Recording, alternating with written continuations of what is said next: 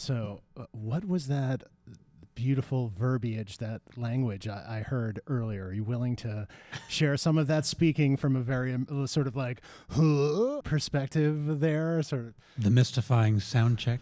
Yeah, what was happening at that sound check? I found myself feeling sort of like mesmerized slightly. I feel like you have this linguistic thing. I studied Latin in high school, added Greek in college, and so that was a little bit of the beginning in pentamic hexameter. Give us a little bit of that.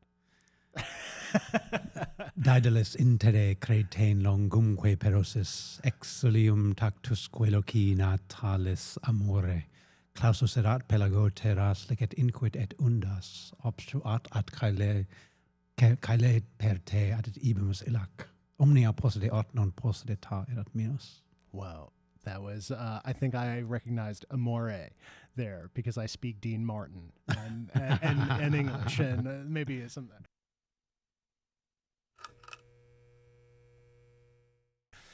So that was amazing. So that was Latin primarily. Great. And you studied Latin at, was it a Grecian school? Was this what I heard? I studied Latin in high school, and then I started at Greek at Cal in college, but it didn't continue. I continued on with classical civilizations as one of my majors. Okay, and give us a bit of a translation as to what you just uttered there. It's coming upon the shores of Italy, and back then the Littoral, and Daedalus and Icarus. I mean, you know the story, and basically coming upon the shore, finding himself there among the people in this beautiful land, this beloved land. And it kind of goes from there. It's just kind of the first opening lines. And as a student of Latin, you study pentamic hexameter and you get the cadence and you get a love for the language. And I went on to do dramatic interpretation and oratory and other things. And yeah. Well, we were going to discuss the other things, but I'm glad we got this sort of preface, this sort of intro. So, and it was beautiful, and I thought that sounded beautiful too. So we're here today with Suhail Arastu, who is the director of musical bridges around the world. Yes, that's right. This is in San Antonio, Texas. And we were speaking before we hit record about just San Antonio. And maybe a little bit about the San Antonio Spurs, their NBA team. And they're on a little bit of a run right now. You could say that. And it's a kind of interesting franchise. And we were talking about how sports teams, professional sports, all sports teams have a culture, some more so than others. You know, somebody might say, well, what's the culture in New England under this coach, or under, Parcells of the Giants back in the day? Or like, what kind of culture does the team have? For better or worse, potentially. Sometimes it's a weird mix, just whatever works sometimes, But what we were discussing, and I wanted to kind of hold it until we started recording, which was, is there overlap in terms of what you've seen running this nonprofit? Yes, that's the distinction, nonprofit. And somewhat at a removal for myself, recently sort of meeting, by recently I mean over the last couple of years, meeting other folks from San Antonio who are doing all this amazing work on the ground, so to speak, doing work in the communities. So the sort of quandary there was that thing that makes the culture at that organization, the San Antonio Spurs, where a lot of former players who, as you mentioned, could maybe move out of San Antonio, they often stay. Some of the player organizations are fantastic. What's in the water in San Antonio, I guess, is what I'm asking. What kind of makes that place special? What's going on over there in San Antonio? It's a very special city. I grew up there. I had no intention of staying there. I was away for a decade and then came back to the U.S. in 2008 to help with the family business and ended up rediscovering the town I grew up in and now have been there for over 16 years, San Antonio. Okay, the town. I mean, I think it's like a city. It is. I was thinking maybe biggest city in the U.S. But yeah, but I thought maybe it's like, I tell people I'm from Chicago, but really I'm from this suburb right on the outskirts. I thought maybe it was something like that. So well, San Antonio does have a challenge in that way that we have no natural boundaries, no mountains, rivers. So we have this urban sprawl that continues as a danger, I think, to dilute the beating heart of the urban core. And I served on a board called Centro, which we tried to really strengthen the center city, and We had an urban revitalization plan under former Mayor Julian Castro. But to your question, what makes San Antonio special?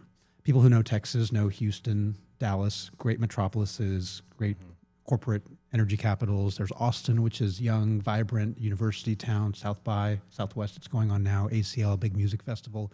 It tends to be very transient, though, kind of young population. They raised the whole city and rebuilt it. It's a magnificent city. I love going up there. Got family up there. San Antonio, by contrast, is very unique. It's old, cultural, historic. People are fifth generation plus. They say, we never crossed the border crossed us. Ooh, nice. So you go on the west side, you don't have to speak English. There is authentic Tex-Mex cuisine. We're the only site in Texas of UNESCO World Heritage. We've got the Missions, designated back in 2014. We're UNESCO City of Creative Gastronomy, one of two in the nation. Yeah. And so all of these things come from being this crossroads of America, really. There were Six Flags Over Texas, right? But San Antonio, it's 67% Hispanic. And so people there have been there and they come back to there. And those that haven't discover it. So the Spurs are a great example of that. The team, the players, I mean. But also it's a big military city.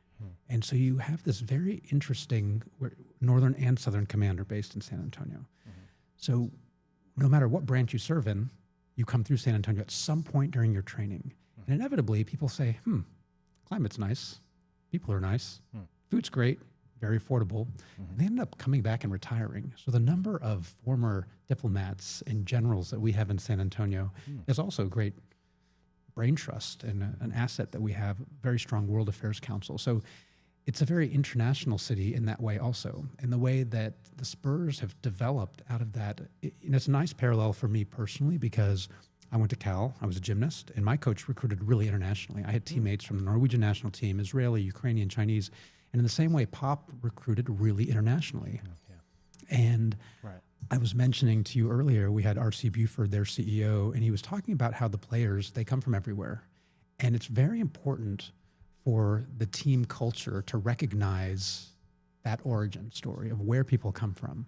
So whether there was one player, he was telling a story, they've got outside of the locker room wall a saying in the different languages of where people come from. Oh, wow. And they had a player, Native American player or Aboriginal, that didn't have written language. It was oral tradition. Wow. So they had a saying that was transcribed into Romantic letters and put up, and people were like, well, what is that? Wow. It was an opportunity for him to share that story of where he comes from and how his people communicate and his history and his legend.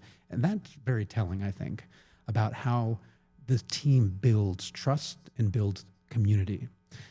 You mentioned that Spurs end up retiring there. We're on a streak right now, haven't made it to the playoffs in 7 years, and so last night sealed that deal. So it's an exciting time. We've got a great French player right now.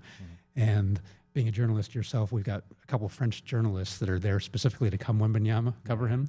And I get to hang out with them, and they're great guys. And it's really elevated the team internationally. Whenever you have a player from another country, all of a sudden you've developed a whole new audience, a nation of people that is watching your team. Yes. And that's definitely happening in France right now.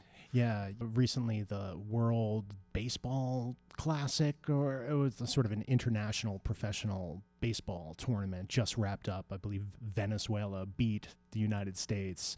I was in a restaurant and I heard a guy on a date trying to explain this to his date. And he was talking about the people who make up the Italian team. He was like, it's just a bunch of guys from New Jersey, you know?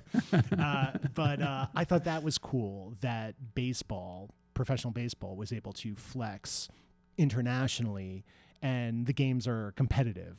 So perhaps not all the players are of direct, born and raised sort of descent for a lot of the teams they're representing internationally. But I thought that was cool just to see how truly sort of worldwide even baseball was America's pastime, so to speak, quote unquote. And yeah, I think Pop's eye internationally was sort of legendary, and that is part of the culture too that I think sort of remains. You know, we're speaking right as Luka dropped 60. You know, so. I love when there's still some sort of spice to when a quote unquote international player comes and usually brings their game, right? Their game has traces of perhaps how basketball is played a little bit more specifically on the ground in their country of origin, so to speak. There might be these little flavors, and that can be really disruptive in a positive way in the NBA, which is something I've always appreciated too. So MBAW, as I like your acronym, MBAW, which sounds Texan, MBAW, musical bridges around the world. A lot of it is right in the title there. Tell me a little bit about how that developed. Part of me wants to talk a little bit about your 10-year sojourn, if you will, and then, you know, the prodigal son returns or something back to San Antonio, and maybe we can get into that. So I work as a director of advancement. I didn't found the organization. It was actually created back in 1998 by a classically trained pianist from the Soviet Union, Dr. Anya Grokhovski. Oh, wow. And so she came to the United States and was serving as an accompanist in San Antonio at the university with her then husband, who was both a professor of jazz and classical piano. And they were having these kind of like house concerts for musical friends and Eastern European folks that were visiting. And Father David Garcia, who was then rector of San Fernando Cathedral, which is the oldest continuously operating Catholic sanctuary in the United States. Whoa. Wow. On the main plaza in San Antonio. Wow. Yeah. He was off on sabbatical in Europe and saw great houses of worship activated by classical chamber music outside of Mass. Yes. He said, what a beautiful way to activate the church and bring people from all walks of life, just visitors, into the house of God and, you know, share that space. Yes. He said, can we do that here in San Antonio? So I heard about this Russian woman having house concerts and approached her and said, will you share your musicians with us and at the cathedral? And she said, growing up in the Soviet Union, that's kind of what they were used for. Religion wasn't really a thing. Interesting, yeah. And she said, sure. So that's how the origin story. I got it. And that was back in 1998, 99. Okay. And the way I came into the organization was I had lived abroad and I worked for this Tokyo-based NGO, and we traveled by ship. We had projects in over 35 countries. And one night I was walking back to my cabin and I heard this piano music coming from the auditorium, and I stepped in. It was dark, and I just sat down, and this guy was kind of playing in the dark. Wow. And when he stopped, instinctively, I just applauded, and it kind of freaked him out because I didn't know anybody was listening. Yeah, he's like, oh my God. So I said, I'm sorry, I didn't mean to be jarring. I just was overcome, and that you play so beautiful. This was like 2 o'clock in the morning. It's so cinematic, this moment. And it is framed in my memory that way because it was an incredible time. And I said to him, like, you play so well. Why are you playing alone in the dark? And he goes, well, I just play for myself. I said, why don't you play for our colleagues and some of the passengers? They'd enjoy that. He goes, no, I really just do this. I said, it's kind of wrong for you not to share this great music. And he goes, I mean, I guess I could if you want to organize something. I said, yeah, sure. That's kind of what I do. I organize things. I put some people together. He gave a little recital. They loved it. They said, when's the next one? So fast forward, I'm back in the United States, and my friend Kensuke Ota, he had finished his PhD in high-temperature superconducting physics at research and development. Now he's working in Toshiba, but he was at Tokyo Daigaku, which is our Ivy League in Tokyo, great university. And he called me up and said, I'm competing in this amateur piano competition in the United States. And amateur, for those who are not in the music world, doesn't mean that you're like not good. It just means that you don't make professionally play, but you're just as good. Could be if you wanted to make that a career. Anyway, this competition, he said, I'm coming to your country and I want to see this place called Texas, which is where you're from and I've heard so much about. And I said, where are you going to be? And he goes, Colorado Springs. I said, okay, come on down.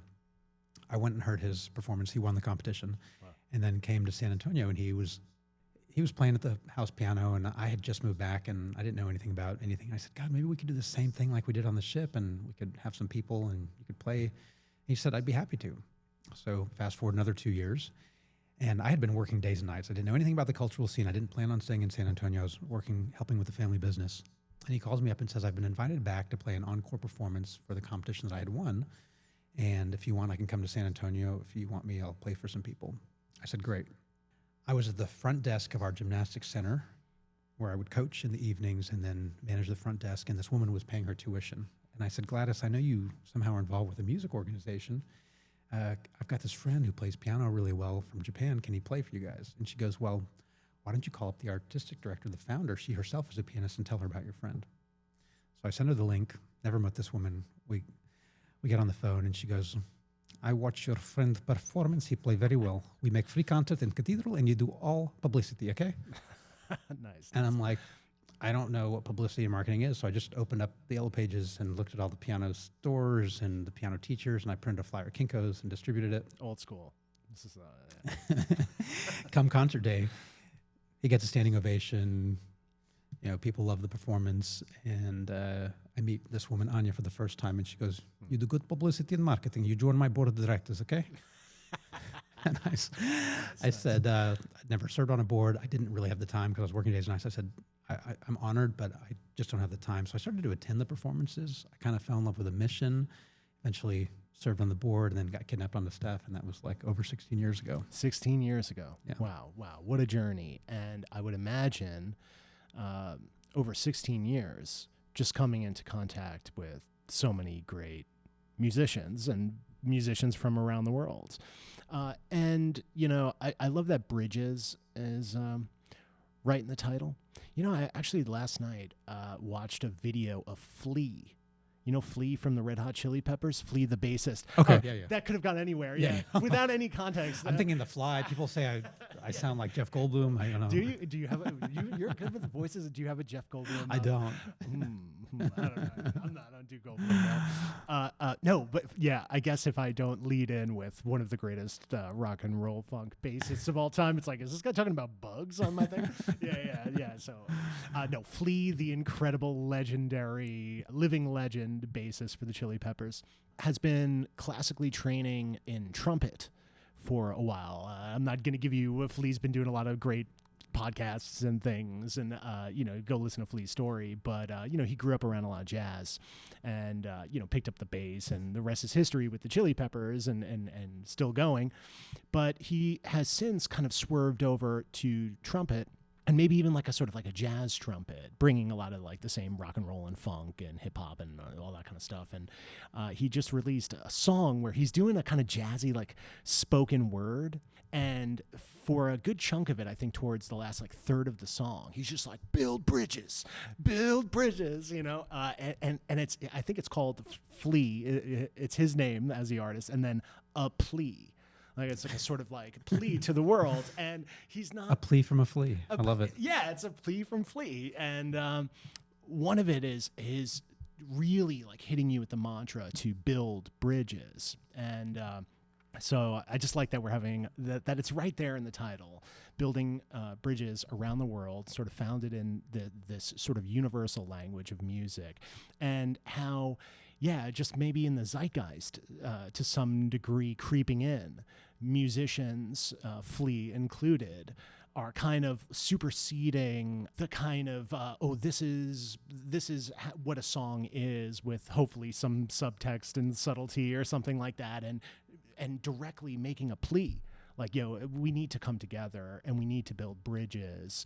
And we can even sort of open up the language of music to deliver a more like didactic message, you know what I mean? So anyway, I love that. Go check out Flea, a plea, and shout out to Flea, man. It's like, he's doing a lot of like contemporary dance through it to him. Like, is Flea doing contemporary dance to his own jazz, So it was just so awesome. And it just like was like this guy who really threw caution to the wind. Where he, as just one of the most naturally cool guys ever, I think he was like, I'm going to step into a completely different space. It's going to be jazz, and it's going to be kind of performance art and contemporary dance, and it's just me, And I think at the end, a bunch of kids kind of jump around with him. I'm going on too long. Go watch this sort of video. But anyway, what I'm saying is, 16 years of building bridges. And yes, maybe that is a plea to Flea to come connect with Suhail and his organization. They're talking about building bridges musically. But I guess give us a little taste of maybe some highlights of bridge building in this capacity over these 16 years. Maybe give us like maybe 3, give us like maybe an early one, a kind of mid one, and then maybe something more recently to take us out of this question. Okay. So I'll start with the most recent one, because that just happened last month. And we have many arms of programming that have grown out of the series that I mentioned at San Fernando Cathedral into 9 arms of programming. So educational, we're working with vets in the military, PTSD, we're in senior centers, we have an international piano competition, which we absorbed, a scholarship, an educational program in the school called Musical Sprouts. But one of the programs is called... That's cute. That's cute. I have to pause for cuteness there. Musical sprouts. Now you've got a little one. Here's a little sprout. Yeah. And this international music festival is called Unity Fest. We do it every 4 years, and we just had it last month. So over 4 days, we had 9 events, 7 programs which were free and open to the public, including we flew in musicians from Iran, Turkey, Korea, Japan, Ireland, Oaxaca, Mexico, and all free and open to the public in some of the best venues around town. And it was Valentine's weekend, right? It's a time that capitalist markets really want to get your dollars because they know it's important. I'm sorry to do a gender thing, but don't let women hear you connect Valentine's Day to hollow capitalistic. No. It's grounded in true love. It is. It has nothing to do with Saint Valentine. And just giving people an opportunity to be in this space with whomever they want to share it with in the setting. So our Valentine's Day, our lineup was an afternoon concert. It was Korean rock. In Sun Park in the Generals, and rooted in like mask tradition dance, but Korean rock. And then we had an Irish folk trio from Ireland, and Socks in the Frying Pan. And then that evening we had jazz. We had great American jazz, and so that was our capstone for the evening. But that kind of gives you a sense of the variety. And that festival was born years ago, but the idea was this: we get so much information; it's always out there. And living in the United States, less than half of our fellow citizens have passports, right? So what does that mean? That means most people are getting their information through the news, which has a tendency to focus on conflict, negativity, violence. So we aim to showcase some of those same regions that are highlighted through the lens of our shared humanity, through culture, through art. And when we launched the festival years ago, so this will take us back now, we had an Israeli-Palestinian piano duo play together. Ukrainian soprano with the St. Petersburg String Quartet, an Armenian visual artist with a Syrian clarinetist. And what does that do? You get people sitting side by side saying, these people are fighting, is all I know. I mean, how can they be sitting here having a conversation, much less making music? And so you get people from both sides, right? We're tapping in to our populations for community support, building bridges for this shared experience. And afterwards, they leave, because what's remarkable about it is no matter what language you speak or what part of town you live in or what God you pray to, the beauty of art, in our case music, it resonates universally. And so they have that shared experience. They can walk away with like, okay, well, that was pretty incredible. And we gasp at the same time during a crescendo. They applause. They're in the pews or the seats next to each other. And it's that shared experience that we feel like builds community, it builds trust. And when you have that, I think it's a very powerful thing. So when we go into a place with like an opera singer, like one of our Golden Age programs, we've had this woman that says, thank you for wiping the dust from my soul. Whoa. And she used to be an opera singer, it turns out, but hadn't reawakened. Music is one of the last things to go when you've got dementia, cognitive disorders. But like it reawakens when you hear something familiar. And she heard an opera singer that we had brought to the senior living community, and all of a sudden was moved. And so it's these types of experiences. I would say those are a couple highlights. Yeah, and thank you for sharing and great recall. Do you remember well, maybe, I don't know if you're comfortable to shout out some of like the duo, the Palestinian Israeli duo. Do they have a name that you recall? It was a little while back. Go ahead. They're called Duo Amal. Duo Amal. Are they still doing it, or is it a little... They just came out with a documentary. Get Out? What's that called? Well, we can find it. I don't know if it's published. I just had a little preview. Yaron Holberg is the Israeli, and he is based in Cleveland. He actually runs a Cleveland competition now, piano competition. And Bashar Haroni took a little break, but I think he is back and they're doing something together, and I believe he's based now in Germany. Wow. And, you mentioned the showcase just around Valentine's Day or on Valentine's Day, and one of the artists was from Iran. Maybe that was before things got more obviously hairy, to say the least, over there. But, we were talking about sports with the Spurs, and how that is a space generally where, everybody can come put on a Spurs jersey and connect to something, and sports can be that. And I was just reading that, we're going to host the World Cup soccer, football, in LA, right? And Iran just said, I don't know, with some of the language we're hearing and obviously what's transpiring, like maybe it should be in Mexico or who knows. And I remember the last World Cup where I think we played Iran, if I'm not mistaken, and we won. The USA, when I say we, I believe, or I recall watching this game, I guess almost 4 years ago, and the two teams shaking hands, and the American players, and it was a good game. It was like just a great World Cup afternoon game, and you saw that the Iranian players had a little bit more to consider in returning home, or like the conditions in terms of their reception and some of the feeling. I'm sure there's a lot of overlap. You have to return to your country, a so-called loser, but I'll starkly remember how the U.S. team and the Iranian team, there was a lot of love after the game.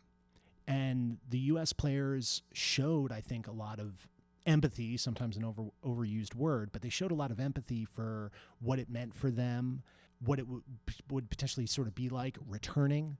And there was a lot of like compassion on the pitch, you know what I mean? And I remember being like, yes, like that's why it's the beautiful game. So maybe more than ever, and things are always spicy in the world, but there's a particular spice right now, it's a little extra spicy, not to sound like I'm an extra in Dune or something, but things are spicy right now.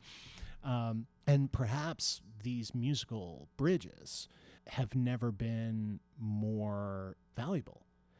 Thinking about like the Kennedy Center, sorry to be kind of political here, but I think this is kind of what I think needs to be sort of addressed is like, you look at something like the Kennedy Center, which, it does seem like a sort of democratic social club in a lot of ways, but at the same time, like we've seen what happens when a sort of stifling presence, a sort of, yes, perhaps even sort of authoritarian presence can snuff out the universal language of music. We're seeing all these performers who've dropped out and have sort of refused to play.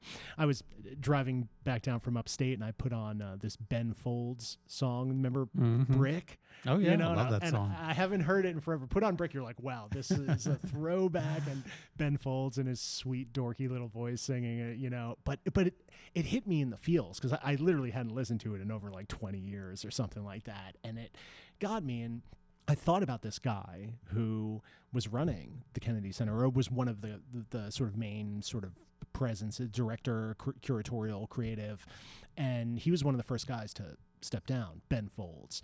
And I was just, thinking like, tricky times, and how do we even try to create space for music, like, constantly being sort of creative. I love this notion of one of the original sort of founders, this pianist, probably utilizing music in these Soviet era churches, yes, to also have a sort of religious experience too. A lot of times when indigenous religious practices are snuffed out, they kind of have to hide underneath the institutionalized wisdom tradition, and in an interesting kind of flip on this notion, it's like when you erase religion generally and it becomes about the state and the state's sort of collective comrade base or whatever it happens to be, religion is snuffed out, that music can be the sort of secret vessel within these spaces to kind of have that experience. And certainly these churches often have incredible acoustics. It's obviously something we've been interested in. Radical Systems in Good Standing is looking at, with shrinking congregations, a lot of these church spaces fall into disrepair, and it's sort of like, well, how can they be repurposed, and can they sort of facilitate this outside of, the religious practice, mass, or whatever it happens to be, the congregation, et cetera. So yeah, I'm kind of going on a little bit here, but I think we all need to get a little bit more creative. And, I think part of the reason what you're doing has always been important, but why I'm really happy to be talking right now is I do think it's like one of the most important things we could do. I'm thinking about people right now listening to a musician who maybe is tied to a country that has some sort of political connotation that makes somebody feel a certain way, and can they drop their guard down? Can they let go of their ideological, ethnocentric, nationalistic complex to engage with something at a soulful level, at a deep human level? You don't really have a choice. When it hits you, it hits you. And I see that all the time. I'll give you an example. I was in Israel for a wedding. It was my first trip to Israel. A friend of mine, the wedding was in Caesarea, which is a lot of old military generals end up retiring there. Beautiful old Roman ruins, which I loved. Wow. But I'm at this wedding, this Jewish wedding in Caesarea, and it was magnificent. And all of the music, like, I don't know, probably 70%, the majority of the music was Arabic music. Wow. And that kind of like, I'd never been there before, and I had these, you hear about all this, even though I work in, this was before. This was just before, actually, or early on. And I was just astounded, like, the joy and the love for this music, but then you see this disconnect between, but again, that's our stereotype. Like then you really start talking to people and everybody's living their life, and politics is doing one thing and people do people. Yeah. And it's the same thing when I was traveling in Persia, and I'm in Yaz and Isfahan, Shiraz and Tehran, and like you're going to these ancient pre-Islamic sites like the tombs of Cyrus and Darius and the Towers of Silence and the Fire Temple, and there are mullahs taking their madrasas, their kids, from Islamic school to see these pre-Islamic sites. And I'm thinking to myself, like, I remember when the Taliban destroyed all the Buddha statues in Afghanistan, like that was kind of, but Persia, Iran, this is such an ancient culture that Islam is kind of a recent chapter in their history. Like they celebrate Nowruz. This is not an Islamic thing, the festival of the harvest, the new year. They have holidays for the honoring Cyrus and Darius from ancient times, and there's nothing to do with that in Islam. And so this very, very rich culture. And I think it would be amazing if the World Cup between the US and Iran took place in LA, because the huge Persian population that exists there. And you talk about people and connect and disconnect, and it's like, where do we come from? Everybody's an immigrant in this country, unless you're Native American, but then even you probably cross the Bering Land Strait, right? Like everybody has come here. And so what a beautiful thing. And they've got to go home, but they're connected with this diaspora here that have made this their land. And we're all just people in different places. Yeah. A few years ago, there was a young musician out of Iran who made a song of protest, and it kind of came for this guy, and it further led to a lot of disruption in the streets, a lot of artistic movements, pushes of the UN to remove Iran from the Human Rights Security Council, and certainly like women's rights and stuff like that. And this was a few years ago, but there was this song, and it's been a couple years. I forget the name of the musician. And this sort of song of protest that went viral. And it became a kind of rallying cry, and I'll throw it up when I find it. But there was this song at the heart of something that I think has spilled over. I do think our administration, to some degree, is kind of using the fact that there is probably and likely, and you can speak to people, a sort of a contingent that doesn't necessarily align with some of the more religious extremism, so to speak, and how that's been sort of bound with the general sort of government on the ground in Iran, right? The sort of like the harkening back to the 70s when things were more sort of liberal, that there's a populace that still wants to sort of live with more a greater sense of freedom and stuff like that. But I think the waters have been sort of beyond muddied, and I think that's where music can get past the rhetoric and the agenda and the sort of obvious sort of like murky Machiavellian, like way past late stage capitalism. We're past conversations about the military industrial complex, even though that's even sort of grown. And it seems like there's something on the lips, the sort of the tongue, right at the edge of a knife, something that wants to cut through all this junk, like a piercing cry or something, like something is desperately trying to break through and sort of break through this collectively. Perhaps there's a responsibility to maybe not even have to speak to it in some sort of like literal sense where it's or even some like older sense of like a folk song or something like that, but a sort of collective musical moment that could sort of bring us together in a way, so I should go hug a tree or like, I know that sounds ridiculous, but it does seem like we're edging towards that. And I'm throwing up like, Flea's plea. And I guess I'm trying to sort of make a case that maybe this is bubbling up now organically. All right. So are you seeing any of this from your perspective on the ground? And what you just described is exactly what happened at the culminating concert of our last Unity Fest. And the Persian artist that we had, Kayhan Kalhor, played the komanche. It's an ancient string instrument. Wow. And was joined by a musician from Anatolia, from Istanbul in Turkey, Erdal Erzincan.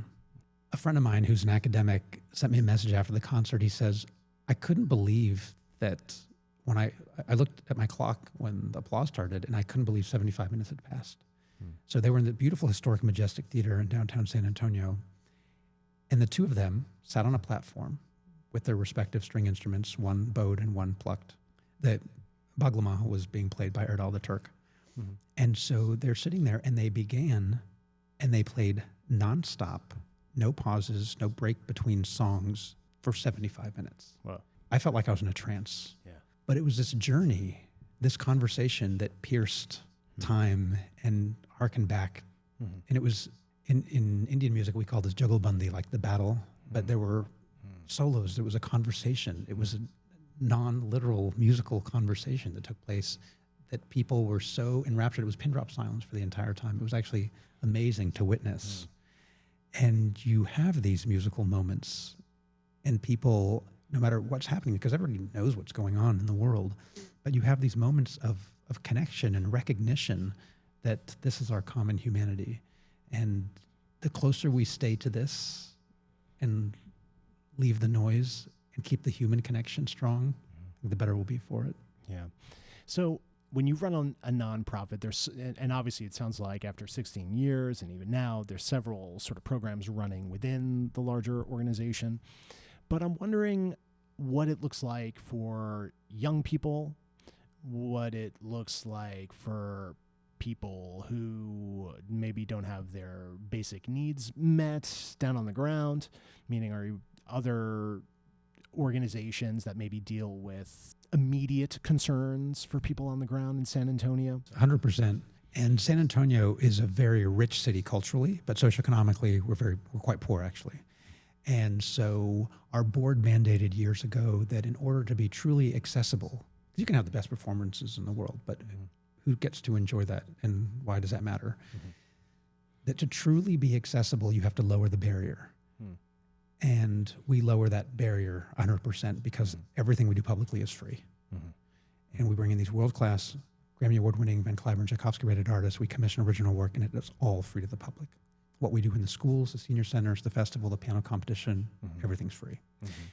And our partnerships, so even if you lower the barrier, like $5 for a concert, that could be a meal for somebody. So that's a barrier. Yeah. So if you were to come to the Cathedral San Fernando, you would see our highest level patrons and donors. You'd see downtown residents. You'd see kids come for school credit, parishioners that stay after Mass to save their seats in the pews, and even sometimes the unhoused, because they can be there and be inspired by the great music in the space. But even having something free doesn't 100% provide access, right? Because people have mobility issues. They've got, for whatever reason, they're not leaving their community. And so we also address that. We go out into the schools, primarily Title I underserved. We go into the senior centers when they might not be able to bring their folks to the concert. The military, you asked about putting instruments in hands. So San Antonio's a big military city. A lot of vets, a lot of PTSD, a lot of wounded warriors. And so the program that we have there, we found that just bringing music to them, there wasn't really that level of engagement like we had in our general audiences, even with schools and with seniors, because they've been through so much. They're just headspace. But soldiers are mission driven. So give them a mission, drum circles, guitar lessons and they have to perform and put out and practice. It's different. So that we found to be a very engaging opportunity to really get them to connect. And it's done wonders because a lot of times if you interact with folks with PTSD and they've come back from war, I mean, they are huge suicide rate. Yeah. And so these opportunities to put instruments in hands, connection, engagement, creation. And I went to my first Burning Man last fall. I've been to a lot of music festivals. First ever Burning Man. First ever Burning Man. All right. And the difference from going and attending and consuming versus co-creating is it's a different mindset, and it's a different experience altogether. Yeah. A couple notes I want to, and maybe I want to poke you a little bit about the Burning Man. We're certainly not going to spend the whole episode talking about that, but I'm curious because I went in, what was that, 23 when it was really rainy? Oh, the money. Mudburn. That was the only time I went. I have no other, that's what it was for me. And it kind of worked for me. You know, I went in and I was like, you know what, I'm going to do whatever it is that this is. I'm going all in. And it was cleansing. And I don't know if it was because I was washed away in the rain, like I was in a Prince video or something. But I had a good experience there. But hold on, let me just touch on something, and I think this is important. And maybe anybody who sort of works with veterans, especially, is hearing this. Right? It's like I think so much of military training, even starting at like the boot camp level, is simple sort of assembly of weapons and other things. And I just like this notion of putting a guitar in somebody's hand, or hey, here's a small drum kit, that or whatever, that the instrument becomes the mission, and to give somebody something that not only can provide a challenge, a task one could sort of grow, but like a companion. So I love this notion because, to be totally honest, a lot of the conversations around veterans that I come into contact the most is, when we're a little sort of past the sort of like peak novelty point of this, which is sort of like psychedelic assisted therapy for veterans suffering PTSD. And there's like VetTix. I don't know if you're aware of this. It's a organization that secures concert tickets for veterans. Recently, Katy Perry her latest album wasn't received so well, and some of her concerts sold out in some of like the diehard areas, but some of them didn't. And this journalist went to a Katy Perry concert where VetTix, which looks at scenarios where they're not selling out, they're not selling as many tickets, and they secure those tickets at a reduced price and help to disseminate these to veterans in that particular city or sort of nearby. And this journalist at this Katy Perry, she was like, it was a little surreal. I'm looking around at, women in their 30s and 40s, and maybe some of them are bringing kids, some teenage girls, and every once in a while you'd very obviously see like a sprinkling of these veterans who seem very out of place, but in another capacity very sort of happy to be there amongst the confection of something like a Katy Perry concert. But anyway, this journalist noted this sort of stark dichotomy between the audience members there. Right? So I really like Gary Sinise, who played Lieutenant Dan in Gump. And that guy has done incredible work with veterans over the years. Gary did a little tour around, did a couple podcasts and stuff about a year ago, but he lost his son, who developed some sort of terminal disease, which I don't want to sort of misspeak in terms of exactly what that is, but his son died in maybe his like late 20s, mid to late 20s. He was a young guy, and he was actually making classical music. He was writing his own classical compositions and playing I think even more touching songs on the harmonica. But he was a classically trained sort of composer, and he was starting to make arrangements and things like that. And Gary Sinise, who's just done this incredible work with these veterans, now has this small body of music that his son, who's now passed, created. And every once in a while I'll throw on the harmonica tunes, and it's hard not to get choked up You know what I mean? So with just Gary Sinise in this recent narrative with his son and his longtime work with veterans, like another example where for Gary, not to speak for him, he's sort of mentioned this, but the way he holds on to this music that his son created, it's like the sacred stuff, and it's not, the most complex, but it is touching. It's touching. It's his son and it's forever. Yeah, this like sort of remnant of this music. So go check out that particular album that the son made and Gary sort of put out, and check out the work that he's done with veterans over the years. I mean, since Gump, which was like 94 or something like that, this guy, he's taking like families who lost family members in various wars or skirmishes or whatever, like the whole families to Disneyland. He's doing this.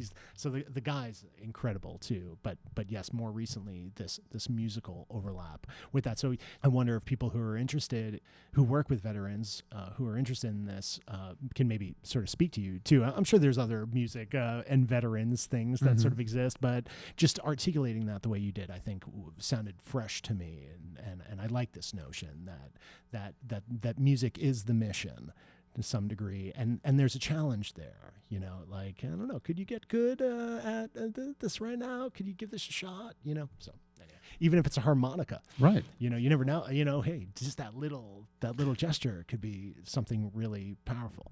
Yeah, even like a drum circle is community, but like having a guitar, I mean, there's a lot of skill. It's not just keeping rhythm, but it's creating, whether transferable skills, taking a shot at it. You could be a sniper, you could play guitar. What's your musical? You obviously have probably secretly a really good voice. Do you have a good voice? Are you a good singer? No, actually, really? I sing in the shower, but okay. I've done theater and film. It wasn't until the pandemic when I thought to myself, look, I've been working for a performing arts company. The least I can do is learn to read music. Okay. So I took up cello. Oh, whoa. All right. But it was short-lived because that time... You got to lug that thing around. That's what everybody says about the cello. Yeah. It's big. But it carries the range of the human voice. You embrace it. It's a very magical... It was always my favorite instrument. Yeah. In fact, my cello teacher wouldn't allow me to buy one until a year after practicing with him. But then that was still kind of pandemic time, and I did practice, but I'm no longer... I've surrendered it, actually, to my teacher who's recording with it this weekend. Oh, wow. Interesting. He loves the instrument more than... We had the same maker. It was a whole thing, but... Fair enough. Well, you gave it a good go. I gave it a good go. And I have a different appreciation now, learning to read music and studying. And remember, unlike a guitar, which has frets, where you can put your finger, or a piano that has keys, there's... and as an adult, it's a challenge. Yeah, it's just like super feel, like real sensitive feel. And, there is something, there's like a corpus to those big hitting the notes, that intonation. Yeah, there's a lot going on. One must be sort of in it in this sort of other way. But I heard years ago, and you've probably heard this, which is sometimes it feels a little late for somebody to pick up an instrument, like, if I started piano when I was young, or if I did this, or I wish I didn't. I heard somebody say something like, listen, you could start learning piano now, or you're 40, you could start learning piano now, and if you played regularly in 8 years, you'd be really good. Now, you can take those 8 years and become good at piano in 8 years. So in 8 years, you're good at playing the piano, or you can not do it. And in 8 years, there you are in 8 years, still sucking at the piano. Yeah. So where do you want to be? Where does your sort of future self want to be? I do think that it can be very intimidating to look at an instrument, take on an instrument. There's often like those growing pains in the beginning. My brother, when I was young, played the trumpet. I played the saxophone. And I was a little more disciplined in terms of practicing than he was. And the tolerance for his trumpet playing as he was learning was low in our household, Like, it was like, there was a lot of like, oh, you practiced, And he was like, oh, all right. Horn players and drummers, those are challenging instruments for kids and the parents. Like, you did it. That was some good practicing. Let me just take that now, So yeah, that the curve can be tough. But I like the idea of sort of treating it. Yeah. Like a playful mission. Like here's something you can sort of take and. What's your purpose, right? Okay, if you start at 40, you might not be winning international piano competitions, but you're creating your own joy, new neural pathways, enjoyment for yourself, for those around you, if you decide to get into it, or it's your own reflective process just like learning a language or learning to paint Yeah. as a recreational skill.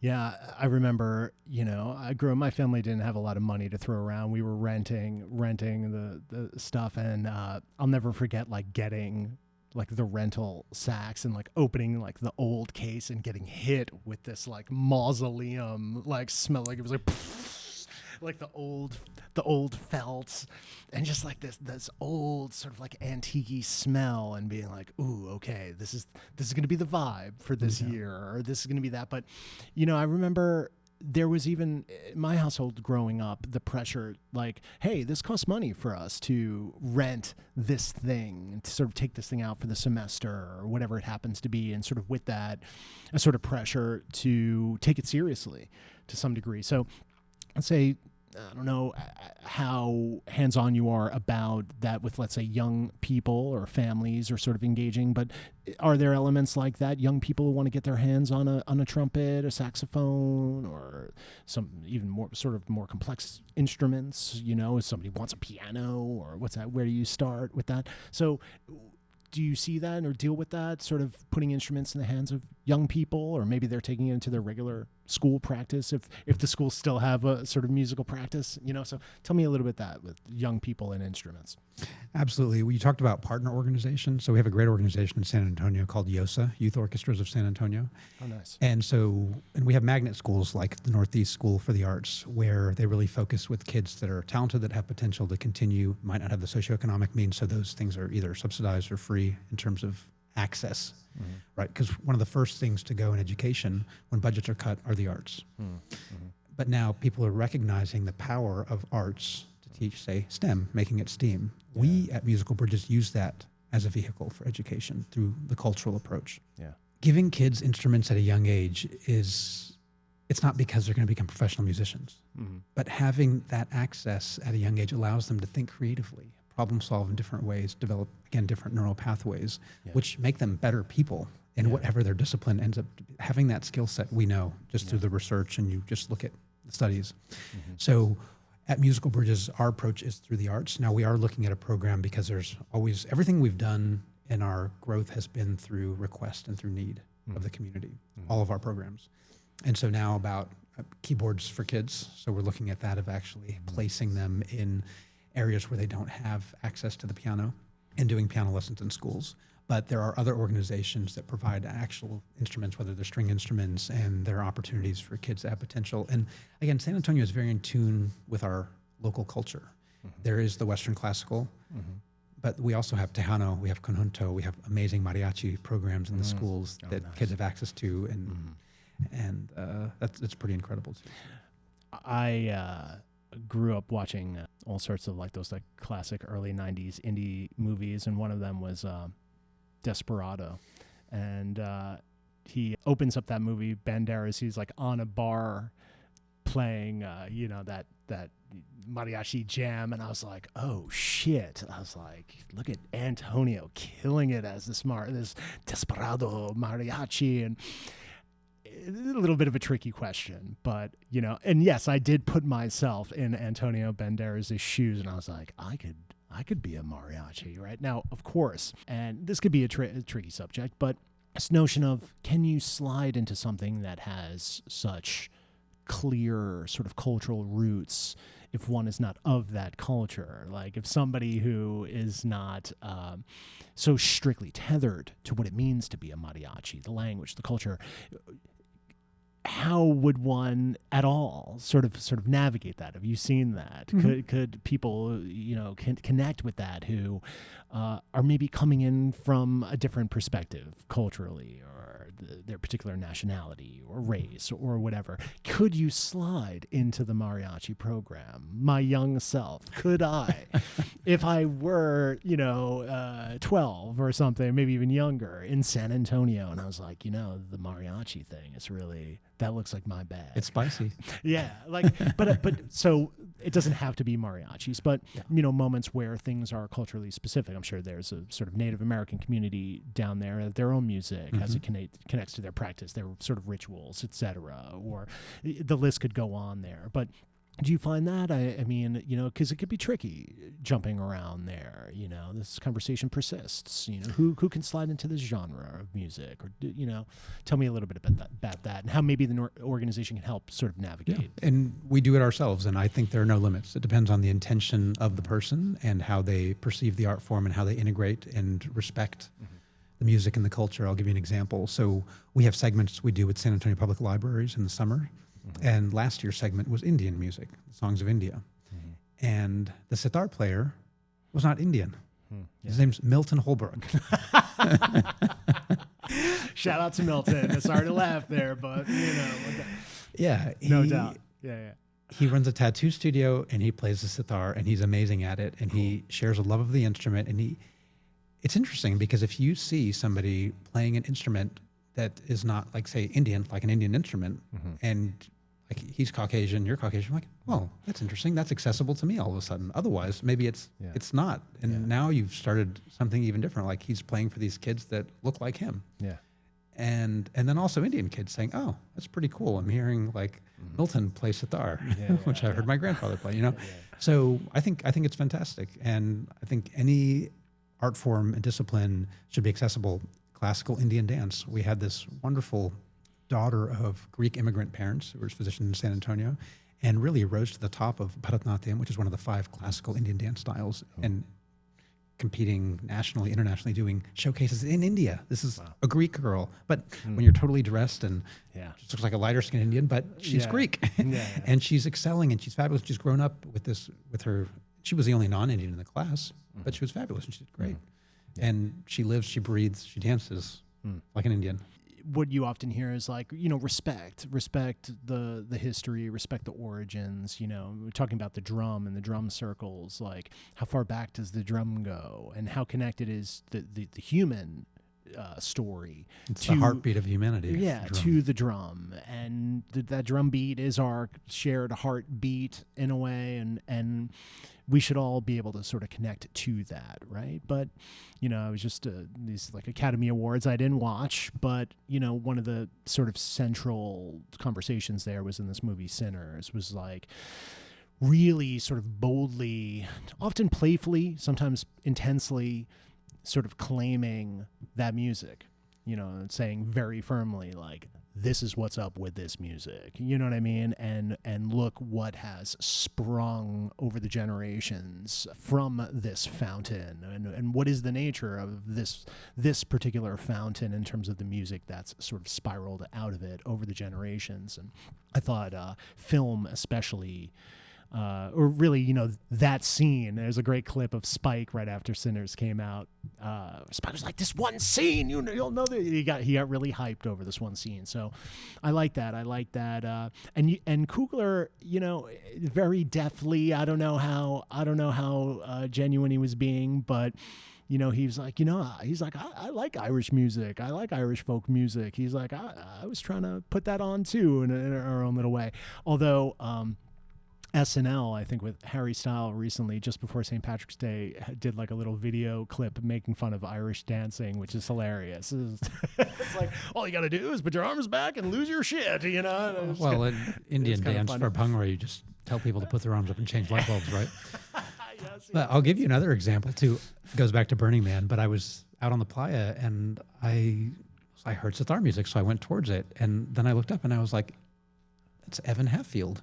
Yeah. This guy that I know, based in Austin, amazing. He just got back from India. But this is the thing also about music. It's evolution of sound and also the relevance. And maybe what you're creating, right? Like maybe there's not a demand for it and interest in it, but all of a sudden you've created something based on your origin and then what you've learned and incorporated it into that sound that all of a sudden is interesting or might not be interesting for another 50 years. But if it's recorded and it's out there, I mean, the classical canon is like that, right? Whether it's visual art or classical arts. Yeah, and the canon coming under scrutiny. There's this movie with Cate Blanchett, Tar. Did you see Tar? I did. I loved Tar. It was great. And by the way, the guy who directed that, Todd Fields, I think is his name. He played the pianist in Eyes Wide Shut. Okay. Who pulls Tom Cruise's character into the drama, so to speak. So just an interesting piano connection there. But she gets into a little trouble, her character, when kind of upholding the sort of like white Western sort of European canon in terms of these are the, you got to learn Bach and you got to learn Beethoven. And so young folks in this school are kind of like, do I? And it's like, do I need to read the classics? Is that essential? Like Chris Nolan has this movie coming out, The Odyssey, in the summer, and I'm just curious how many people are going to go see The Odyssey and actually read The Odyssey. Is that a prerequisite? I don't know. So I think it's about sort of agency. And I think what they were trying to address in Tar is like, she was being a little heavy-handed there, and where the nuance is you can make a case for Bach and Beethoven, and the list goes on. Certainly make a case, but also perhaps knowing when to not make the case. Maybe there's a time and a place. So tell me a little bit about that. It's like somebody is, stepping into the trumpet. What does one lay out in front of them? Or somebody's stepping up to the cello. Like what is the foundation there? Is it a completely clean slate? And what is the responsibility in terms of what you're putting in front of people? We had a guest on here who runs another sort of music organization called Jazz Reach. And this is the centennial of Coltrane. And a lot of their programming, they create like a sort of like a custom programming package and present it usually to schools. And a lot of it's built on Coltrane. You know what I mean? And so there's the relevance just in terms of the centennial, but also like, is that guy the gold standard? And how do you present Coltrane to kids who are on TikTok and YouTube? Like, can they connect even with a guy like Coltrane? I suppose that's the challenge, right? So even Coltrane now, 100 years of Coltrane, that's going back. Can he connect? Is he, now of a sort of like a classical sort of canonical element of yore or something? Is he even contemporary enough to connect with young people? And how does one bridge that? So that's what we were interested in with the Jazz Reach. So tell me about that from your perspective. We live in a young country, right? This is our semi-quincentennial, our 250th year of existence. Talk about spicy. It's going to be a spicy 4th of July, man. And so because we're young, we're in a building phase, and arts is sometimes seen as discretionary entertainment, value added. It's not a core pillar of society, and it's not supported as such by the state. Mm-hmm. So as a result, we have this diversity of opinion on what's important and what's supported and by whom. And regionally, it's different, whether you're in the Northeast or in Southern California or in Texas or in the Midwest, right? There are some salient features which exist in the classical music realm, but I think a great example, a conversation that I had with Teddy Abrams, connected with Louisville. Mm-hmm. We had a coffee and we were just talking about it. And what I think he's doing is right for many reasons, because you respect the source, but you're relevant to the time and the community. Mm-hmm. So for example, like, there's a history of, I think, Shostakovich coming to Louisville in like the 40s and commissioning, writing new works and sharing that and then going back to Russia. Mm-hmm. And like, he's bringing that back, writers in residence, but he's also writing like Muhammad Ali operas. Mm-hmm. And he's out with support of the state in Kentucky, taking music out, classical music out to Appalachia, where they might not have that exposure. It's like, this is actually where film scores come from. If that's interesting to you, if you like movies or TV, like this is where the music comes from. It's like going to boxing matches. So being accessible and relevant in a place where people are not feeling like, okay, well, this is some highfalutin, inaccessible art form. I mean, I don't know, Timothy Chalamet thinks. I know. I love, by the way, Timmy, like, Timmy got together with his PR crew after the Oscars, and they're like, drop the Dune 3 trailer now. It's like, swerve this. I need, like, put me in a ninja desert mask. Like, we got to change the narrative. So, but I'll give you an example. And so we just had this festival. One of the programs was No in Kyogen Theater. Do you know what that is? No in Kyogen Theater. No and Kyogen. Two different types of ancient Japanese theater from 650 years ago. spell no for me. Does that have like a big G in front of it? N-O-H. N-O-H. Okay. Yeah. Most people haven't heard of it in the West. Pretty obscure, right? No, and Kogen Theater. Kyogen. Yeah, K-Y-O-G-E-N. Got it. Okay, I lived in Japan for a year and a half. I'd never seen it. I've heard of it. Okay. So we had this program. We brought in this company, and it was a packed house. We had a youth performance in the day and then a public performance in the evening on the historically black east side of San Antonio called the Carver Cultural Center. Okay. We invited the Consul General of Japan to open the concert. He came down from Houston. Wow. Our county judge is Japanese, of Japanese descent, and so he introduced the Consul General. And we had this primarily non-Japanese audience watching this ancient, very slow, and we had an introduction from Dr. Kevin South into the university, an academic, to really kind of set the stage, because otherwise it'd be pretty inaccessible, to be honest. A little context is good. Yeah. A little context. Yeah. But what was interesting, we had dinner with the Consul General afterwards, and he said, having grown up in Japan, lived in Tokyo, I've never seen No or Kyogen Theater in my life. He was seeing it in the United States. Okay. Interesting. Yeah. So most Americans, I would guess, probably have not seen opera live. Yeah. Okay. Yeah. It's an ancient art form. It's storytelling in a different way. Yeah. It's beautiful, but like it's not accessible to everybody. What? Price-wise, I mean, and logistically, where it's happening, certainly where it's happening at a high level. I mean, can you get to Lincoln Center? I mean, and can you get past that gatekeeping? Yeah. To brag on San Antonio, our opera, like they take the opera out in the community. So again, it's about exposure and accessibility, but not everybody's grown up going to that. Like we went to symphony as kids, so we had that exposure. But like even the history of Western classical music, I mean, this was done in royal courts to entertain and to for royalty and for gestures, and then it made its way, right? So but the opportunity and taking what's great and then turning it into what's relevant and accessible and interesting and brings people together, I think is all that you need for the conversation. So there are the legends and the beautiful things about different schools of thought and appreciating different masters and going off of and focusing on it creates this diversity of opinion and exposure. Depends on who you want to study with. Yeah. What school you go to. Yeah. Yeah. No, thank you. And I know that was kind of a tag on to the previous question, which was very similar there, but I wanted to kind of push this a little further because, and I'm happy you brought up Timmy, and I do think people got to give him a little bit of space. They're opera discount codes now. Timothy. Yeah, I saw that. I love it. I mean, I think when you have a young guy like that who's on top of the world, everybody is just like sharpening their knives for like just the slightest slip up to just be like dagger, and I think he's been sort of handling it kind of well. And by the way, I do think it was a little insensitive too, and came off as a little kind of bro-y or sophomoric, and but at the same time, I kind of heard a challenge there, and I know I've done this as an art critic where sometimes you gotta talk a little shit, because I think what Timmy did not say, and that was kind of his slip up, was I don't think that major institutions, and the preeminent in America really being Lincoln Center, which is the New York City Ballet and the Met Opera, who are constantly doing incredible programming, right? Now, I'm kind of one of those nerds who is like, oh, Timmy, you just don't know. And did you date a ballerina who broke your heart? Because it sounds a little personal. Like, what happened?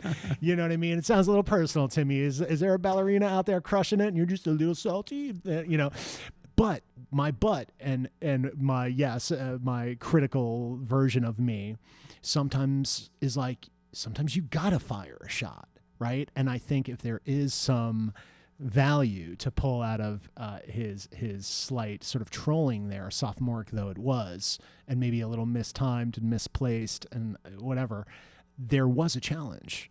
And part of firing those shots is to say, what have you done, New York City Ballet? What have you done, Met Opera? They gave the New York City Ballet gave Solange Knowles a shot to put on her own production, but it seemed to have like really sort of truncated. I think it got a lot of hype, and then I didn't really sort of hear much. I'd like to know more about like what happened with Solange Knowles at the New York City Ballet.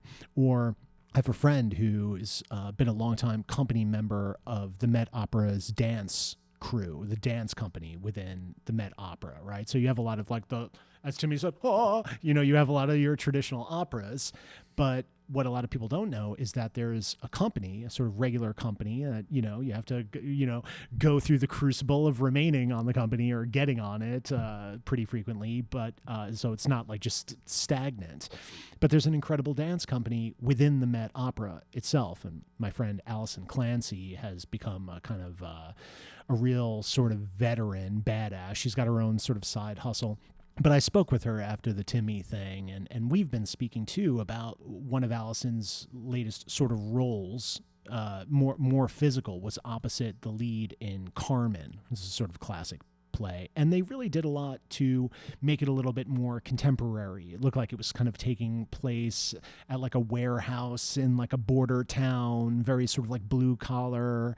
Maybe it's the sort of Texas-Mexico border. It could be anywhere. It could be somewhere European, hard to know. But the vibe was contemporary. Might have had a little like 20th century, like hard to pin down when, a little bit timeless. But there was an effort to give the latest incarnation of Carmen a bit of a youthful update. It was kind of punk rock.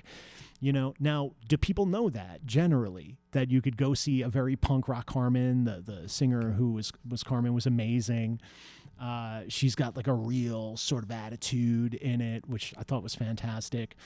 Or even right before COVID, Allison did this like 11-minute solo dance performance at the beginning of The Flying Dutchman, which I won't butcher the Dutch translations. It's I'll leave that alone.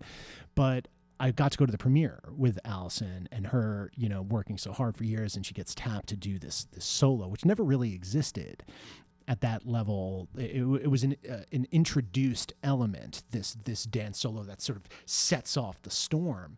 And I think speaking for myself, and I think everybody kind of knew that COVID, like in terms of like the quarantine shutdown, was like right there. This was like late February, early March, 2020. And she's like got this epic solo performance. And I got to see it at the premiere. And I was a little bit up there, I got like the hookup tickets, like the friends and family. I was up there at the premiere, but whatever. And I'm happy I was, because I was weeping.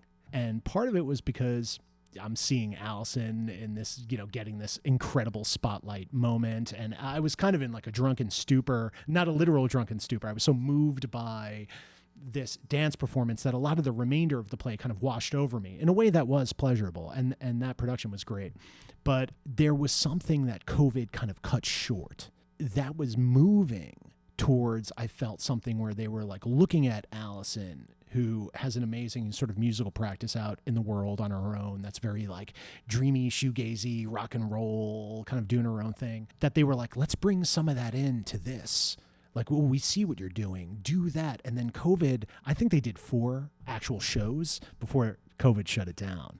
So she got to do it. But there was something kind of tragically inevitable, and even ironic. If you know The Flying Dutchman, very famously, it's this sort of mystical boat that gets sort of thrown out to sea, and definitely it was like art imitating life, and it was like, oh, perhaps such a thing is not meant to last, but maybe it's having this brief moment. So anyway, when I heard Timmy start shooting those shots, I was like, maybe like on an alternate timeline, we could have moved towards something that was sort of connecting in a more consistent way with young people, So how is that bridged in terms of, and I'm going to take it now back to you, right? Because a lot of nonprofits have donors and supporters and stuff like that. We could sort of talk about that, but I'm thinking about Lincoln Center. You got a lot of folks who've been around for a long time. Maybe it was their parents who were huge fans of the Met Opera, and maybe they're no longer with us, but now it's like the next generation is like, well, our parents did this.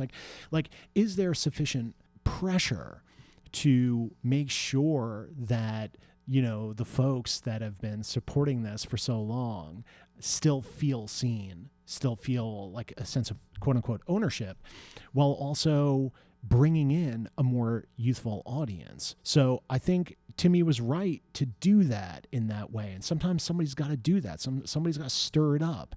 And it did. It injected, it wasn't the best energy, but it did inject a little life into people's attention. Yeah. So I don't want to, it's been discussed a lot, so I don't want to go into that. Not everybody reads Romeo and Juliet, but people have seen West Side Story. Yeah.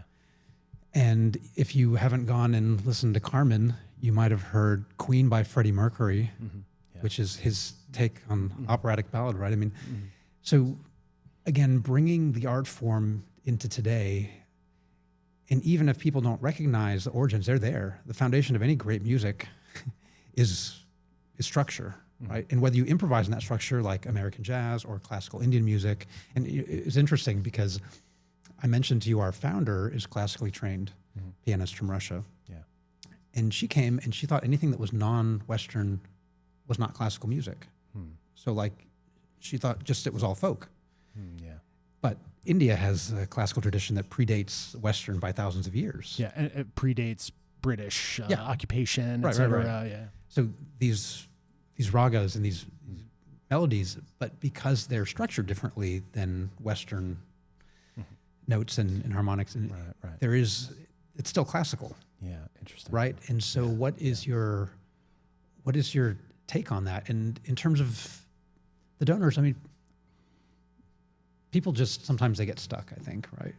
And if they're not willing to listen or willing to learn, you can't help them. Yeah.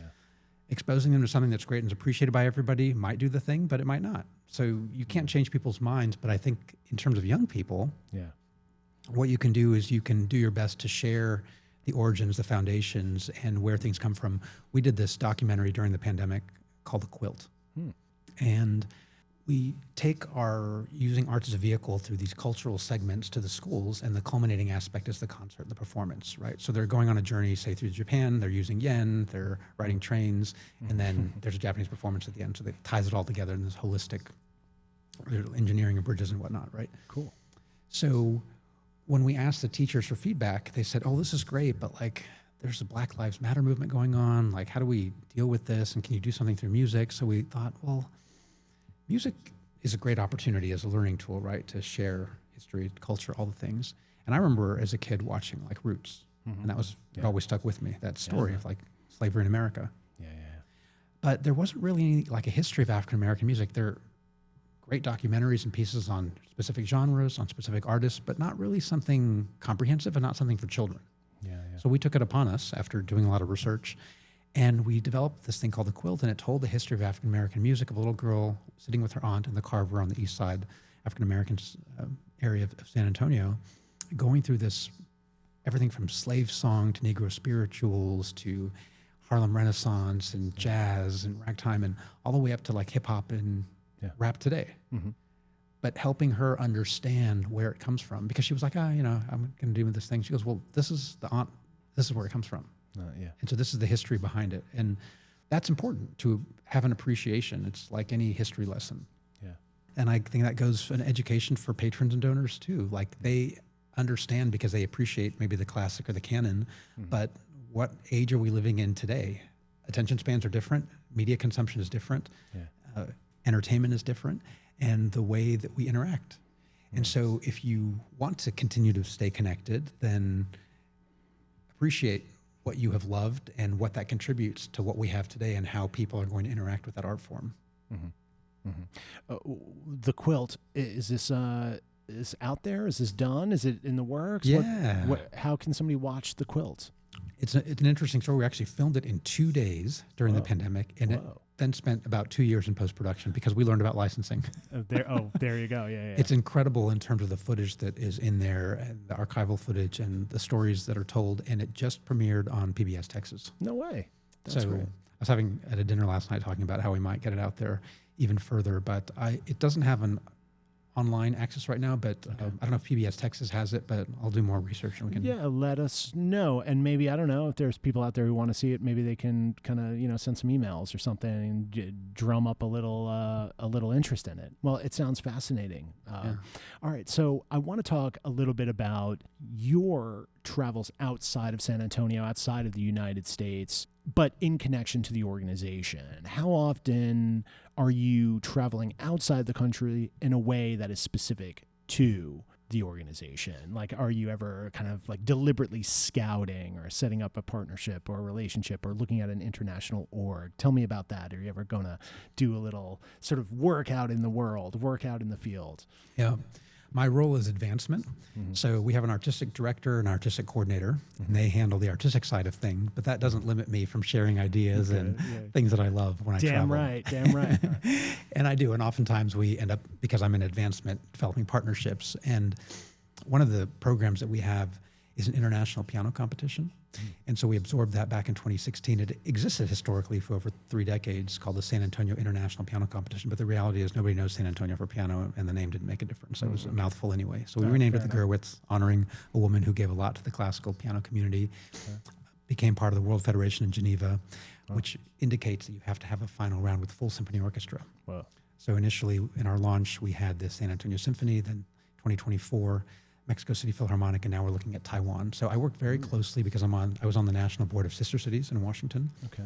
And I'm on the Global Advisory Council now.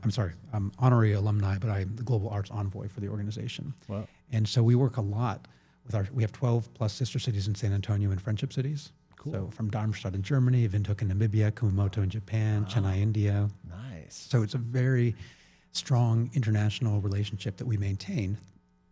My focus is arts and culture, but through trade, commerce, sport, education, et cetera. Yeah. And so through all of these kind of different avenues and portals of my work with boards, commissions, and organizations, I'm always at front of mind as Musical Bridges, and how can we continue to partner, enhance, and strengthen our relationships? Because when President Eisenhower created Sister Cities, people to people, back in the 1950s, the idea was that no matter what is happening between governments and politics, people to people can maintain strong connections, because those will persist. Governments change, elected leaders come and go, but those relationships that continue on now for decades and generations will persist, and that's a very powerful thing between people. And so I work to promote those. I just have a lot of family. I'm very fortunate. I have 52 first cousins on 5 continents. Whoa. So I was at 13 weddings the year before last. Oh, wow. That's too much. I was like, wow, great. And then I was like, oh. No, that's good. I mean, you got some outfits you got to keep getting new stuff, or? Yeah. A lot of times I'm emceeing the wedding, or I'm teaching yoga on the beach, or I officiate as well. So nice. I love it, and it's a fabulous thing to attend. So between travel and, I feel very fortunate also, because not everybody has the opportunity to travel. And so that's really one of my passions behind the mission of Musical Bridges, is celebrating our shared humanity through the arts. Because when I'm in Cuba or Iraq or Yemen or Russia and Pakistan, and places that people kind of had negative perceptions in terms of where I live, and then you share these stories, and then you share the art form, and then it maybe opens a little bit of interest, or you can engage or have a dialogue, or they meet somebody from that place. We had the Syrian musician that I mentioned, he actually is New York-based, Kenan Azmeh. We had him performing at a school once. And these are Title I underserved schools where they're not leaving their neighborhood, much less the city, state, or the country. Yeah. Right? Yeah. But this particular school has a huge refugee population, and their kids, I think, are speaking 38 different languages. Whoa. So he is playing the clarinet. He's from Damascus, but he was trained at Juilliard. Whoa. And when he plays this instrument, it doesn't even sound like the clarinet. Like if you just heard it, you would. Yeah. Is that? What does it sound like? It sounds like a Middle Eastern, like woodwind. It's okay. just very oriental. Yeah. And just incredibly enchanting. And so he plays this instrument, and a little girl in a hijab comes up to him afterwards and says, "Thank you for sharing my music with my friends." Oh, yeah. Syrian refugee. Wow, yeah. And so it's that type of connection of bringing these world-renowned international artists to San Antonio, but also we share San Antonio with the world, because it's kind of a small community in a way, because the type of artists that we work with, they all kind of know each other. And so now when they get an invitation, they're like, oh, San Antonio. Like they might have heard of the Spurs, the Riverwalk, or the Alamo, but internationally, aside from that, like we don't really have much name recognition. But going on 28 seasons with Musical Bridges, we've kind of developed that, because we're not just a presenter where they're in for a night and they're a one-off show and they're on to the next city. It's about engagement of community. So artists are coming in. We've got patrons performances for our donors that make what we do free. We have our public performances. We're there for the kids, for the seniors. And so there are all these different touch points at different parts of the city. Yeah. And what that does, oftentimes when I drive them back to the airport, they're like, how did it go? Well, when do we get to come back? It's just great. And they really enjoy seeing those different dimensions, those different aspects, meeting people from kind of all walks of life. They get a real sense of what San Antonio is, and that makes the experience special. Yeah, and that's beautiful. And I feel like we're kind of, that was so nice. I feel like we're kind of coming to a bit of a sort of wrap-up thing. Now, you mentioned you're on various sort of boards and I didn't hear that you're in charge of like San Antonio tourism or anything like that, but we're here in the middle of Manhattan. What would you say, and there's a bunch of people dropping into Austin, Texas around now for South by and all that, but if you were Mr. Tourism Man for San Antonio, what would you say to people just kind of coming through? Is it a good time? Is it starting to get a little toasty? Or what would you say to people just dropping into San Antonio and maybe engaging with the program, who are maybe just looking for a different experience or looking for a sort of domestic vacay or something like that? Talk a little bit about the city again to maybe take us out. And then right on the heels of that, I want your plea. I want your flea plea, at the end of that. So give me a little San Antonio and then kind of take us out with your plea to sort of musicians everywhere at this time. I mean, you just mentioned a few countries that are, in terms of how we're treating people coming into the country right now from those places. That's difficult and sort of problematic, made problematic. People who are maybe here just months ago, if they go back to one of these countries, or, is that a dangerous situation for them? Are they now disconnected from whatever their community was potentially here in the United States, right? So these things are super sort of tricky. Certain songs can be really powerful, in terms of how they buck up against sort of censorship or conversations about what you're allowed to say or sort of not say, and all these kind of things. So yeah, it's an interesting time. San Antonio is like peeling an onion. It's in layers. So Austin's great because it's all centralized and you can walk around and see a lot of great things. But a first-time visitor to San Antonio might go to the Alamo and the Riverwalk and have a nice experience. But every neighborhood has its own character and is very interesting in its own right. The East Side, as I mentioned, is African-American predominantly. We have the largest MLK march in the nation. Wow. And not by any means the largest African-American population in the nation, but you've got this history of Cesar Chavez and civil rights. And then you've got the West Side, which is like being in Mexico. It's amazing. And then you've got the downtown, the urban core in Southtown, which is very hip and great restaurants. And so what I would recommend is if you're a first-time visitor, go downtown and see that. Don't come in the summer. This is still a good time. You're safe for another couple of weeks. What do you think is kind of like the cutoff for... Fiesta is a great time. So we have this big festival called Fiesta coming up in a couple weeks in April, just after Easter. Okay. And that's a nice time when the whole city goes into celebratory mode, and the parades, river parades and night parades and great food and night markets and all these things. All right. And it takes place, but it kind of starts to get warm at the end of April. Okay. But I mean, just last weekend we had this big wind. It was 92 during the day, then it dropped to 26 at night because of the wind chill. So like you have this variance, which is unusual, but it happens. Yeah. And it's we've got some months that are really nice from the fall through kind of the winter and the spring, and then it gets hot for a while. But we do have a very, very, very rich layered history. But a visitor can appreciate that in the culinary arts and the architecture of the missions, and really taking in some of the local art forms that I mentioned, whether it's the music like conjunto and tejano. Drop into musicalbridges.org, check out our offerings, and we've got a whole host of free performances on our schedule, whether it's the festival or a series. And we've got a great visual arts scene. And you talk about live contemporary music, Austin's great with South by and ACL, but San Antonio has the cultural music, but we've got a really, really vibrant art scene. Okay. And from the museums, whether it's the Briscoe, the McNay, the Natural History Museum at the Whitty, the San Antonio Museum of Art are all great along a corridor. But then you'll see it in murals, and you'll see it in sculpture, and you'll see it all around you. And I think that's pretty special to take in.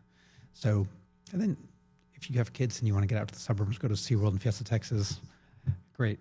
Yes. Come spend your visitor dollars, but really appreciate what the center city and the neighborhoods have to offer. And I think you'll have a special experience. Fantastic dining too. I might have to come for this fiesta. Yeah, it's fun. All right. So, Suhail, thank you so much. But before we go, I want you to, if you want to go in that camera there, you don't have to. You don't have to break the fourth wall. But do you have a plea? Do you have your flea plea? You don't have to do contemporary dance unless you want to. No. But do you have a flea plea? I would start by saying be honest and listen. Not just to yourself, but those around you, because when you create art, it's not for somebody else. It comes from within, and you may have patrons and you may have an audience, but it's not great unless it tells a story. And it's not going to tell that story unless you're honest with yourself. And you really can't be honest with yourself until you're in touch, I believe, with your environment and are truly listening to your surrounding. And you take that in and you interpret it and you create your art form and you share that. And that's a very powerful thing. And I think sometimes if you're worried about what people will think or how it will be received or what your manager or your recording label thinks, and that's what's probably great about the Flea. Like, he did his thing and he's off doing his thing, and it might not be great, but people appreciate it because of who he was and he's established. But at the same time, like, if you're not honest with yourself, what's the point, number one? And two, people can see through authenticity. Yeah. Yeah. It might be the most honest thing he's ever done. You know, is it the best thing he's done? Maybe not. I don't know. It's certainly different. But, there is this thing where, he first of all, that was beautiful. Thank you for sharing that. And, tap into that thing. And I think Flea, he talks about being a street urchin with young Anthony Kiedis running around L.A., as a kid getting into trouble. And, those guys kind of grew up fast. And in a way they never grew up. There's like this thing there. But I think what this was like connecting to that thing you just articulated, that conversations about this or that or quality even, what was quality about it was the complete, like, unbridled freedom to move, and get loose. Like the jazzy thing, we've made fun of that here. Like, oh man, jazz, ooh, have some of this, the jazz pusher man. But I think what Flea's saying is, like, what's really at the core of that is a total, almost childlike freedom, not childish, a childlike sense of a freedom and a deep, like, sense of, like, knowing confidence that blows out any pretension or fear, that we can all tap into this thing, and perhaps we must, like we must right now tap into this thing. Okay. So you're in New York now. Do you have anything cool going on in New York that you want to share? Are you just making some moves? You're just visiting friends? What's going on? I thought I came here for this. Oh, yeah. How flattering. How flattering. I had this fantastic dinner last night, and it's with this guy, Nicholas King. He's a Juilliard-trained pianist that works as a financial advisor now. Wow. But he still loves the music, and so he sees this disconnect between artists, institutions, and patrons. Oh, yeah. And it brings people together. He does these dinners at his place, small, like we had 6 last night. We had a software engineer, me, it was Nicholas, it was this guy who runs a recording label, and it was just this most fascinating conversation, and it reminded me of these musicians that we've had called Sam Ryder and the Human Hands. And during the concert, he kind of stopped and he spoke to the audience. And it was, like, very uncomfortable because he was clearly very insecure when he was speaking. He's very shy. As a musician, he plays very well. But, like, when he speaks, and he was like, it's easier for me to speak to you as an audience than if I were in a one-on-one conversation with somebody. And that was kind of, like, really, it struck a chord. And I think to myself about, as a creator, like, you're creating and you're sharing a portion, if you decide to share it, right? Like, not everybody shares everything. Like, there's some things that you create for yourself, or, like, if you're a musician learning music later in life, you're doing it for yourself for whatever reason. But I found that to be very interesting, because another thing that was brought up last night was, like, sometimes it's easier to connect with someone in a really large social environment than even at a small dinner party. Yeah. Because maybe people who are more introverted go towards the outside, or they connect. I don't really understand that dynamic, but Yeah. it got me kind of really thinking about these dynamics and how people interact and consume and resonate, because I feel like in this day and age, what I find very interesting, and this has manifested itself in our organization, is what's interesting to people.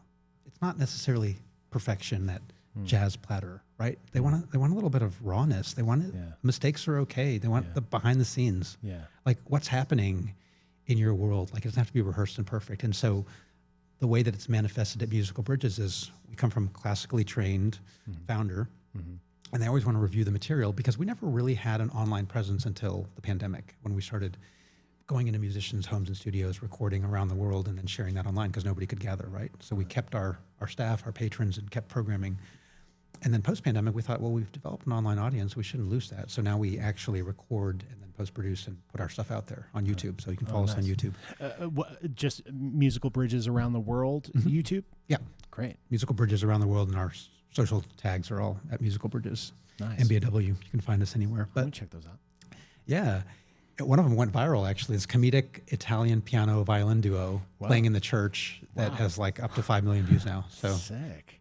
That's great. It's pretty cool. And we don't even have that many people in San Antonio. And the comments are like in Bulgarian and Taiwanese and Spanish and Portuguese. So it's pretty cool. Yeah. But this classically trained founder who always wanted to review everything before it went out, because it needed to be the right number and played correctly and no mistakes. Like the other day, we were in a meeting, and we've expanded from just classical and chamber music now to folk, world, jazz, and even rock, as the Koreans I mentioned. Cool. And so this young, like 20-plus-year-old kid that is our marketing manager has now licensed to say, okay, well, if it's not in the classical realm, I can take what I think is good and put it out there without all the kind of the layers of review that he had before. And so that's actually pretty cool, because, and he said this, he brought this up in a meeting, and we all kind of listened to each other, which is really great about our small organization, is like the opinions are really, really valued. And he's like, people, even if it's not perfect, it's like interesting and it's okay. And people like that. And it kind of, it's a common humanity, because nobody's perfect, and you don't always have to be perfect, even when you're portrayed on a screen, and memorialized that way. Yeah. Well, Suhail, director, Musical Bridges around the world, 16 years doing great work. And thank you so much, man. And thank you for your good vibe and your commitment to not only the community in San Antonio, but this sort of global community. My pleasure. Thanks for having me. I got the green Buddha, you got the purple Buddha, but we're wearing the opposite colors. I love it. Thanks so much. Thanks for having me. I'll see you.